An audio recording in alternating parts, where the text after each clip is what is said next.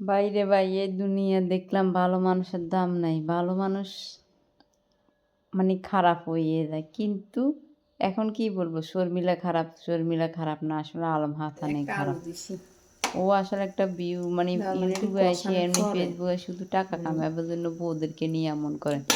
এই সংসারটা মশলাটা তো খুব ১ মাস হইল কম। না। শর্মিলারে এত অপবাদ দিছি। এখন কেন এই সংসারটাও ভাঙে গেছে? এখন আলম হাসান ক্যামেরার সামনে আইবার আগে ওর ওয়াইফ চলিয়ে আইছে।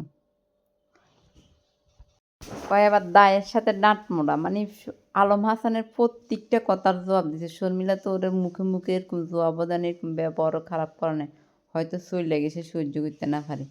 কিন্তু এই বউ, ওর ভিডিওগুলো যদি আপনারা দেখেন, টানাটানি করতেছে, যেভাবে ব্যবহার করতেছে, ঠিকই আছে, ওর সাথে এসে ব্যবহারেরও যোগ্য। মানে ওর সাথে কথার ডাঁটের সাথে ডাঁট মোড়া। মানে বউরে কীভাবে অপবাদ দিতেছে দেখতেছেন নি? কয় বউ খারাপ। এবার কে খারাপ কোন?